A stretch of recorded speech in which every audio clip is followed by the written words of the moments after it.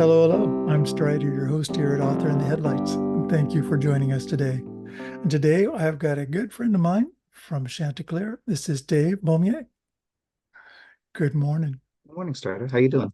I'm doing just fine. Just fine. For sure. So you are part of Chanticleer, and Chanticleer is Chanticleer book reviews, edits, Chanticleer Authors Conference. Yeah, How did you it's come to interesting because Chanticleer? I know you normally have authors on here, and I'm like, well, I'm here for marketing. I came to Chanticleer in an internship back in 2014. Actually, I had just graduated from with a degree in creative writing, and Kiffer brought me on to do shipping and receiving and write the occasional book review. And then I came back sort of in a similar way after I finished my master's degree in English in 2020, 4 years ago. Kiffer just reached out and said, "Hey, you want a job?" She knew that I already knew the ins and outs of how Chanticleer worked. They knew that it was time to expand, and so she said, "Let's get you on board. It seems like you've been in the community for a long time. You know what's going on, and you know how we run." But like you say, Chanticleer has a lot of big services. There's the Roost, which is our online community, which you are a part of.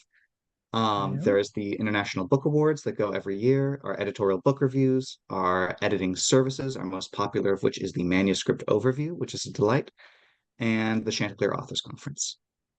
That's a lot of things in one little house. And I happen to know it's a very small office. So you guys do a lot of It work. is. You've come to the Christmas party. I do. I do. I have a lot of connection up there and I enjoy it. I enjoy the people. And not to say I don't elsewhere because I do there too. It's just one of those Yeah. businesses that either you keep really to yourself or you learn to expand and grow out there and make those contacts that make life enjoyable and fun as well as productive. I do know I use your services extensively and always have since I started writing. Um, the manuscript overview, of course, your edits. How many kinds of edits do you guys in the front there? That's a great question. The different editing services, like I said, the manuscript overview is the most popular one. That is the bird's eye view. We take a look at all the structure of your book.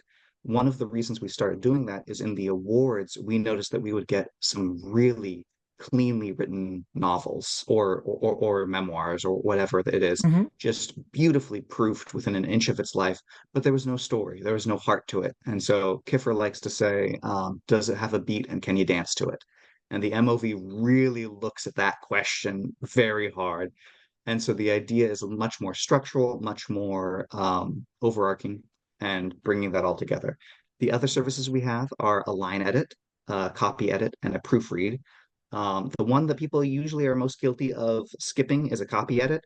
And all that does is it puts more work onto your proofreader and makes your proofreading bill higher. That's, and it makes it so that if you have a style sheet of any sort, you don't have one for your next book because you didn't do a copy edit. And so I'm a Mhm. big advocate for copy editors, even though that is the least requested service. I talk to a lot of proofreaders who cry at me about it.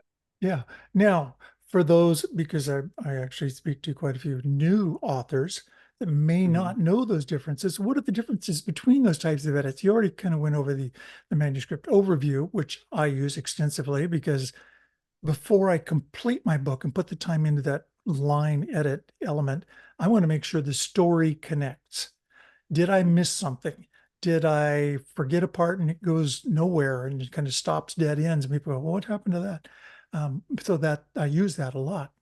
But what do the other edits do? Well, it's so great because I saw your most recent interview with Henhouse Press. Yes, And so I remember at one point you mentioned she also does editorial services, and you mentioned these are all multiple rounds of mhm. editing. And that's one of the biggest misconceptions that I run into with any of these is people think it's a one and done. I did Well, one. Yeah. I got a line edit finished. For line edits, I think of it in sort of two sections. One of them is closer to the manuscript overview, where you're looking at the structures of each chapter, the structures of the paragraphs, how they all fit together. And you're also looking at characters, what characters' voices sound like, how are they interacting with each other? Can you tell that they're separate people? All the things that make a story really flow and come to life.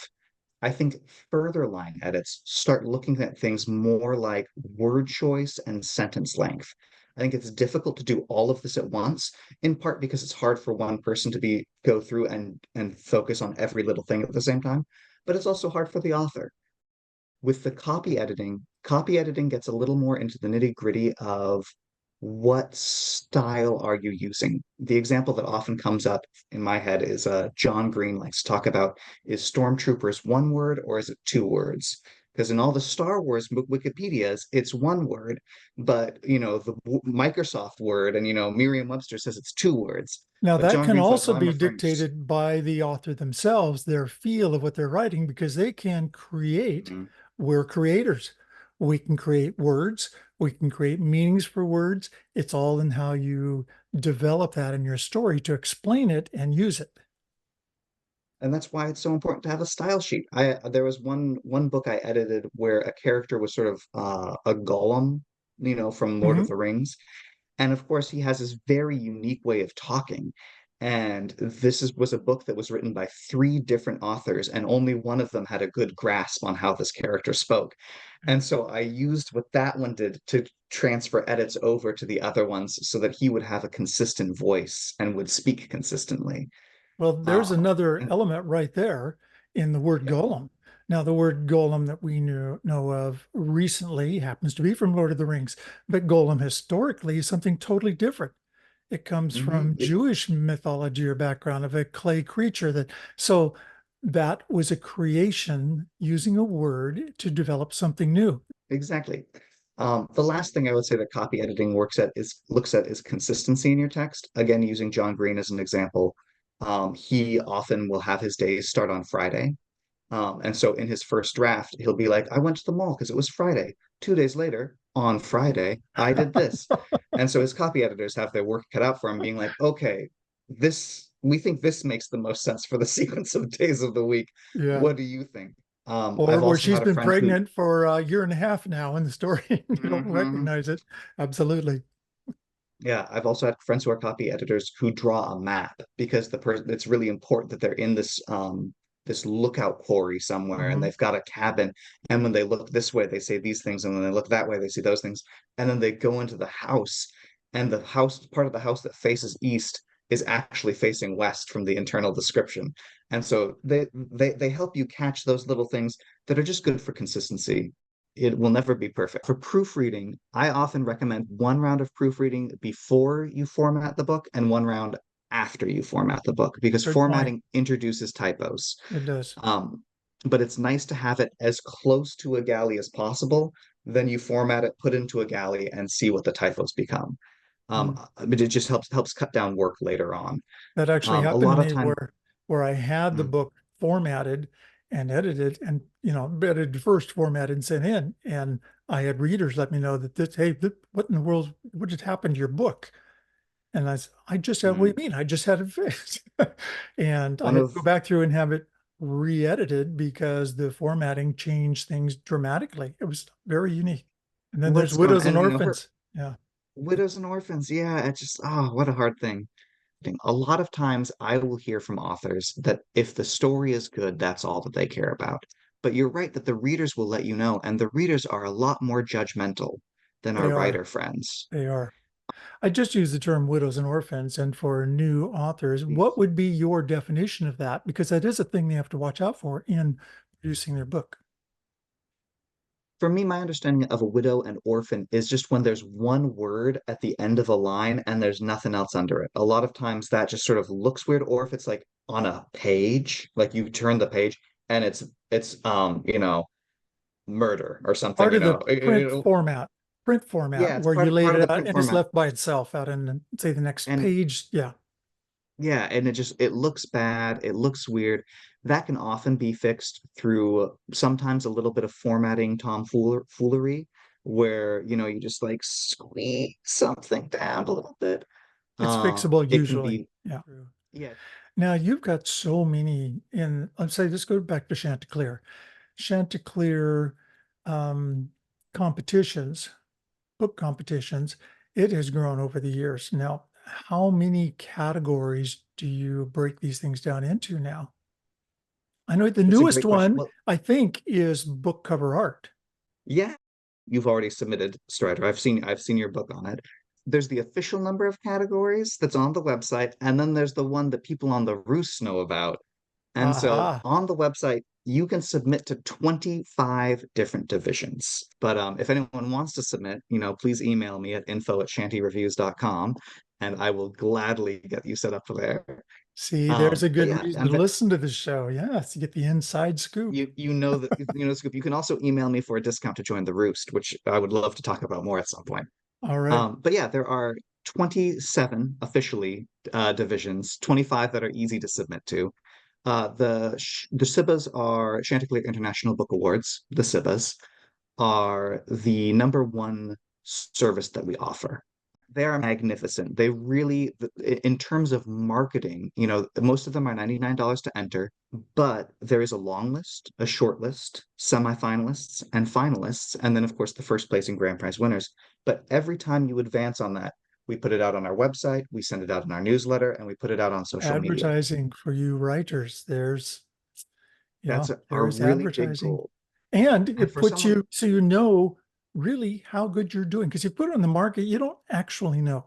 But when you put it in a Mhm, competition like this against other people writing the same genre, the same, you say, well, maybe I need to upgrade this. Maybe I need to do a little something. Maybe a little more input. Those kind of things gives tremendous amount of feedback to you as a writer because probably, hopefully, you'll do more than one book. Come on, you write mhm. one, then you got to do more. You got to do better because you learn as you go. Absolutely. We also offer free judging notes. It's not something we advertise because if everyone asked, we would do nothing but send judging notes. We do promotional items for people starting at the shortlist in terms of shiny stickers that are eye-catching and help people buy your book. And we also do winner's certificates now. That's a new thing that we just started offering last year. Again, we just send that out in the email to those people. We want to make sure that we're keeping it very localized just for people who want it and ask for it and who are going to use it. We have a lot of different things that are involved with that. And I've heard at conferences from people that they get a little boost sometimes in their sales when we post these lists, which blows my mind. It used to be, I would say, people say, how do we know it works? And I'd say, well, people keep coming back, and I don't think they would if it didn't. But I've now heard from enough authors that I think I can say confidently that for those people who are active in their promotion, who share with their readers, and who are letting them know, hey, I've got a book review, hey, I've got a book award, whether it's with Chanticleer or with someone else, that really does make an impact on people buying your book when you market it. So if that's got that gold star of Chanticleer Award on there, then you know that's a good book. But it's also when you're there, you are up against good writers. And so So when you know that your book is up against good writers, and if you happen to win or even get to those last ends of that run, you know you did a good job. well, and one thing is also like if you get to the finalist list, let's say, you have a list of as many as 20 authors potentially who are a solid cohort for you to reach out to. People who work in the same genre, people who you can do an exchange with and say, hey, I've got this blog, I've got this podcast, I've got this newsletter. Do you want a guest on it? Can I feature you?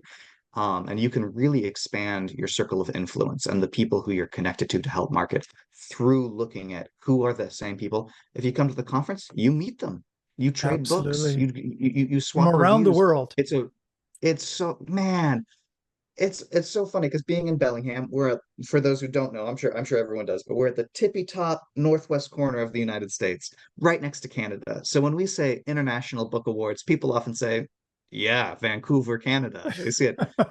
I mean, you've been there, but people from I have. India, from Portugal, from Australia, from Barbados, from London. I'm Yeah, just always shocked when someone comes in and they're like, "Oh yeah, I just flew in from Turkey," and I'm it's like, true. It's true. I'm And like, it's the amazing. It's email we so much say, fun. when And the email then we say you don't have to attend to win, like it's not necessary. yeah, It's not necessary, but like you say, it's so much fun. The connections you make and the bonds that are there, they have effects that you can't even begin to quantify. that's right. And hopefully you see them again the following year at the conference and you really make long-term friendships. And I love it. Yeah. Well, let's see. What else do we have? What about the roost? Well, so the Roost, I talked about secrets that we keep on the Chanticleer website. which is not a good marketing tactic. I complain about it a lot. But the Roost is our number one best kept secret, and that is an online community. We do offer a code to join. I'm happy to extend that to anyone who reaches out and says, "Hey, I heard David on Author in the Headlights," and I will gladly send that. You can just send them my way anytime. The Roost, we have 2 weekly write-ins. We do monthly workshops. We do virtual happy hours. It's an online community with writers supporting writers. It's just a wonderful place to connect and to be in community. A lot of times people It think is that writing is something that happens in a vacuum and solitary. alone. Yeah. It's not. Writing is a community activity that we all show up for. And what And I it's find just in such that, a treat. because I am part of the roost there, and I don't drop in nearly enough because I am really busy always. But Yeah, my mom always said, if you want something done, ask a busy person to do it because nobody else has time. that's the truth. Is that true? And Yeah. not doesn't say I didn't get anything done, but it does say I'm busy. How's that? And so I don't get there as often as I should. But just popping in, in a coffee class or something like that, and just saying hello and what's going on and what are you working on, that bumps me into getting back to my writing. Because even doing this takes me away from my writing. It does. Yeah. But I'm into my next book. Woohoo! So there we go. I want to ask about that, but I All right, right I'm here. good as Here's the ad ahead of time. It is Captain Bell and the Lady Luna, which is an off branch of my previous, which was The Adventures of Ronan Stone. So wonderful. Okay, good. So we're still in the same universe. same universe. Yep, just an extension. Wonderful. And There's a she's lot going to of take frictions off on there. her own set of stories now. I love it. I love it. Oh man. There's just so many fascinating avenues for storytelling. I've been really getting into tabletop role-playing game storytelling styles lately. So like Dungeons and Dragons, basically. And I'm in a group with our overall prize winner from Tim Fasciola, who wrote a fantasy Absolutely. book, Yep, and it's he's been just on the show. yeah, Yep, good, yeah. And he's just such a delight, and he has he is. a D&D game set in his own world that he plays with friends. And I'm like, Strider, we should get this going for Ruin Stone. I'll run it for you. We'll Oh go through and gosh, figure it yes. out. And I really, I've thought, It'll oh, take well, away more okay, time from your why writing. print 50 books when you could really, here's for authors and business people, why write Sure. 50 books if you can write one and expand that same book into 50 different markets? You've got your book, you've got your videos, you've got your game playing, you've got the games itself, you've got Mhm. all those things that the big markets do. Think of Star Wars. It didn't stick with just a book and a story. And it didn't stick Mhm. with just a movie because somebody expanded to it. Every toy, every bookshelf, every t-shirt company, those kind of things. Now that's I mean, marketing and that's expanding your brand. I would agree with that. The question I have, you said why write 50 books when if you just wrote one and expanded it? I would challenge you to name one book that's turned into all of that. Well, there you go. Because That's true. all of them are, Star Wars. I can't tell you how many books are in the extended. I was a big Star Wars fan as in high school. I read a lot of those books. The Yuuzhan Vong. I know all about those guys.